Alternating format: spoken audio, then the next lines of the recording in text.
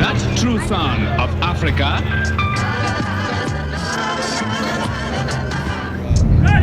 Welcome to Nigeria.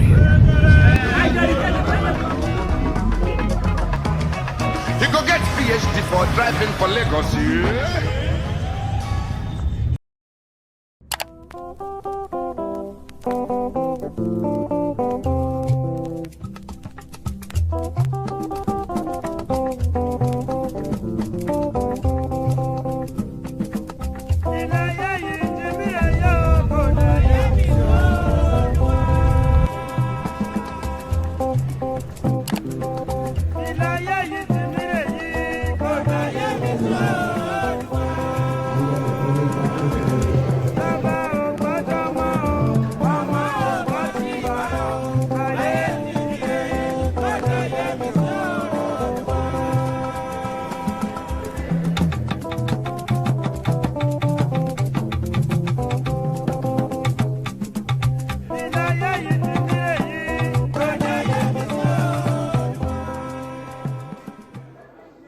Understand and build a future out of that memory.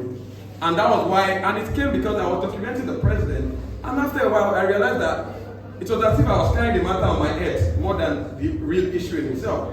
But I was happy because I asked myself, what took me into photography in the first place? What made me go into photography was because I asked myself that I wanted to preserve today's history for my own unborn children.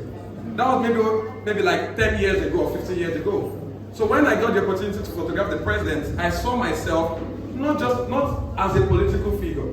I saw myself as an historian preserving the memory of an administration for 8 years. As I then started getting into it, I started asking myself, there's more to be told, more stories to be told, more history to be preserved. And then I did discover Nigeria, where I traveled all across Nigeria to tell the story, every single state in Nigeria during COVID.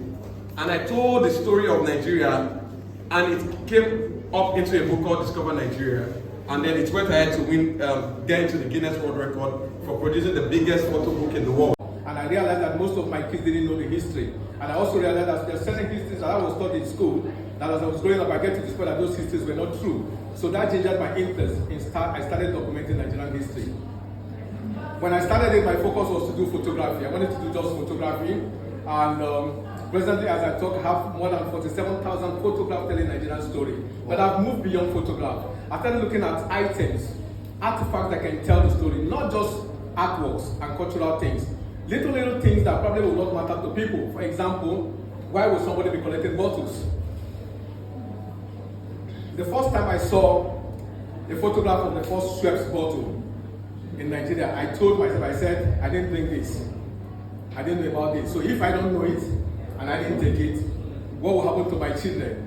And what will probably happen to my grandchildren when they come? So that is part of what had gingered me. I said, okay, let me start putting things together. Because I had a lot of my friends or people that went to school together that traveled abroad. And what the boy finally did was to unlock the bottle. That's it. Continue. Let the journey about our narrative as a people continue.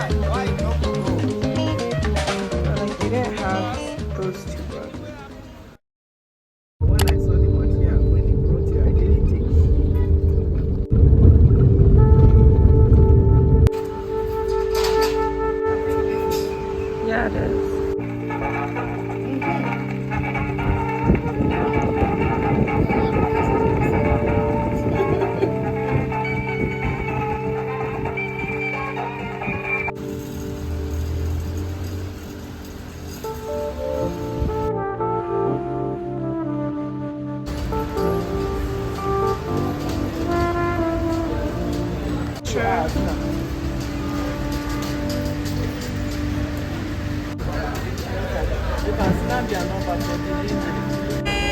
And I should get my last name. If you don't